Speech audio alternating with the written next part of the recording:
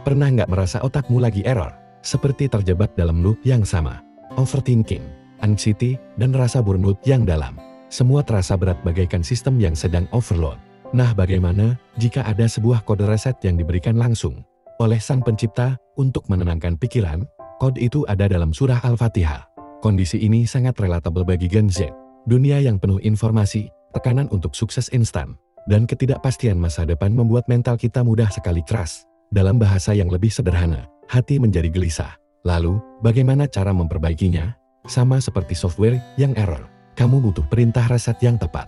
Dan perintah itu ada dalam pusar manual kehidupan, Al-Quran, tepatnya di surah Al-Fatihah. Bayangkan, ketika semua terasa kacau dan penat, surah ini menjadi semacam tombol reboot untuk jiwa yang lelah. Ia mengajak kita untuk berhenti sejenak dari segala kebisingan, mengatur ulang niat, dan menyambungkan kembali diri kepada sumber ketenangan yang sejati. Mari kita simak penjelasan dari Prof. Dr. H. Muhammad Quraisy Shihab MI untuk memecahkan kode Al-Fatihah. Al-Fatihah ini mempunyai tidak kurang dari 20 nama. Yang populer ada 4. Ummul Kitab, Al-Fatihah, As-Sab'ul Mathani, Ummul Quran. Itu 4 yang populer. Itu yang memberi nama Nabi? Sebagian Nabi, sebagian sahabat, sebagian ada yang oleh Al-Quran. Al-Quran juga menamai As-Sab'ul Mathani, itu nama yang diberikan oleh Al-Quran. Sab'a itu artinya 7, Al-Mathani itu artinya 22 dalam arti berulang. Maknanya bisa surah yang dibaca 2 kali minimal dalam sholat. Kenapa? Karena sholat itu minimal 2 rakaat. Dan setiap rakaat harus baca Al-Fatihah. Berulang-ulang. Dan itu berulang-ulang. Atau kalau kita kaitkan dengan Ummul Kitab, maka Al-Fatihah itu adalah induk dari kitab suci ini.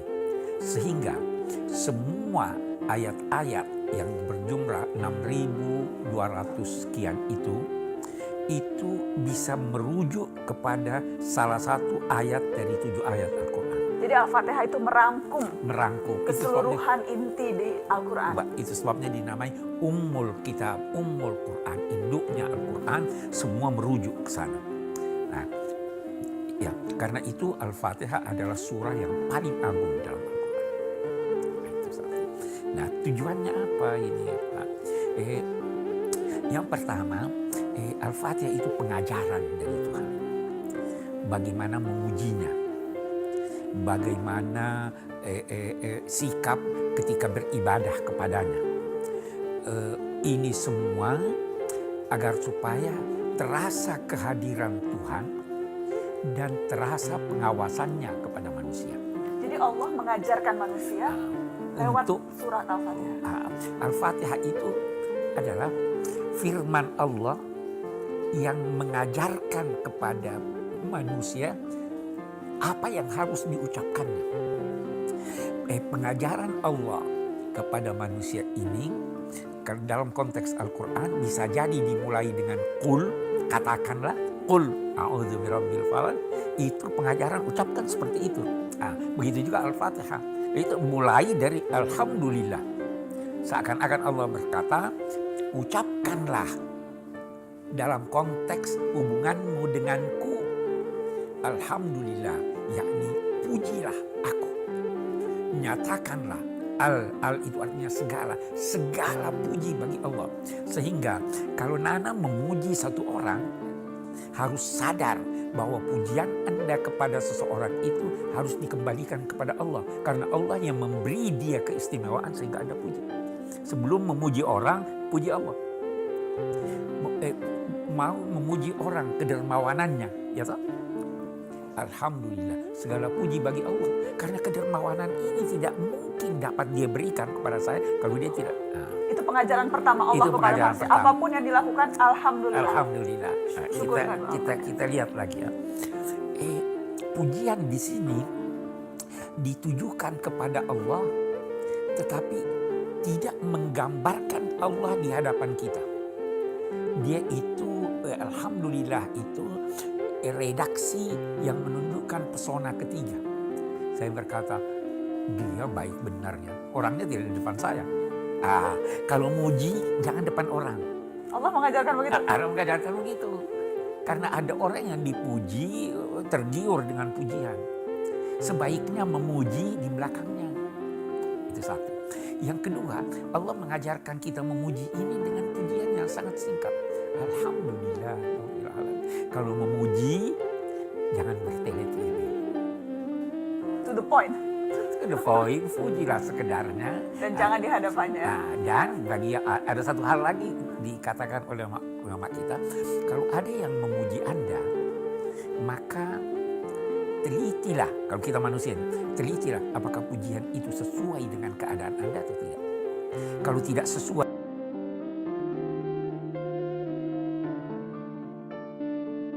diucapkan oleh orang itu. Kalau sudah sesuai, jangan terlalu gembira. Bergembiralah seperdua dari kadar pujian itu, supaya kamu tidak mabuk pujian. Itu yang diajarkan. Baru satu ayat saja itu, Bi. Itu sedikit dari makna. Dari makna. Itu ada ungkapan, kalau kita ingin membahas Bismillahirrahmanirrahim, kita memerlukan ratusan kuintal beratnya buku-buku untuk ini. Oke, jadi yang pertama itu Allah mengajarkan kita bagaimana cara memujinya. Itu di ayat Alhamdulillahirabbil alamin. Ketika kemudian ayat berikutnya, Bi, Ar-Rahmanir-Rahim. Kenalilah Allah.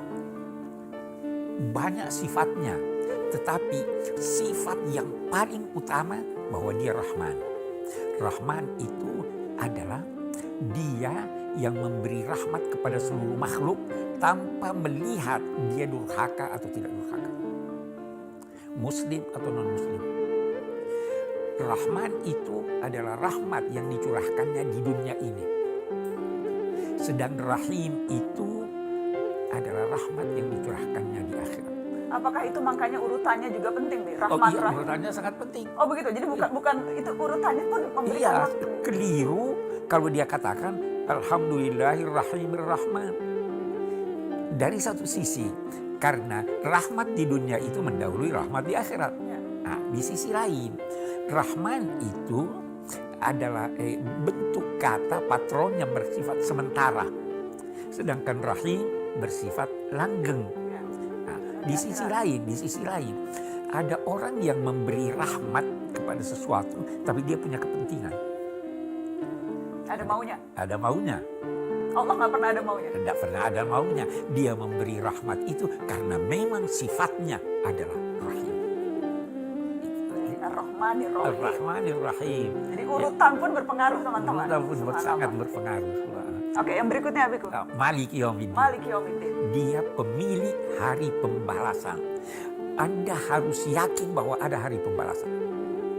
Tidak mungkin Tuhan yang Maha Kasih itu mempersamakan dua orang yang sikapnya berbeda.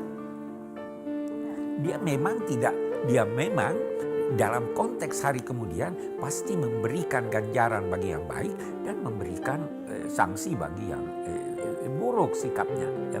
Dia Maliki Yaumiddin. Dia pemilik hari pembalasan. Apakah dia bukan pemilik hari ini? Pemilik juga. Kenapa dia tidak katakan pemilik hari ini? Kenapa? Karena hari ini di dunia masih ada orang yang mengaku dia Tuhan. Yang mengaku dia kuasa.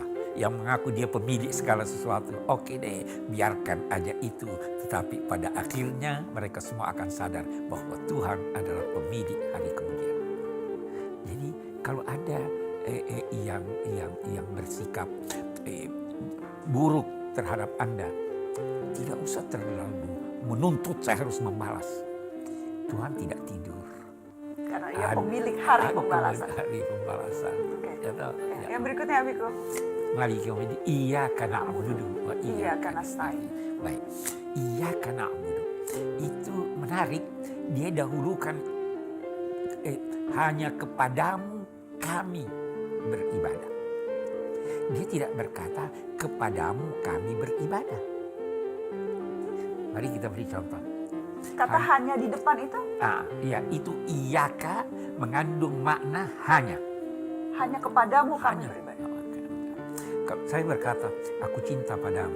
Aku juga cinta. Tapi boleh jadi engkau cinta yang lain. Ya.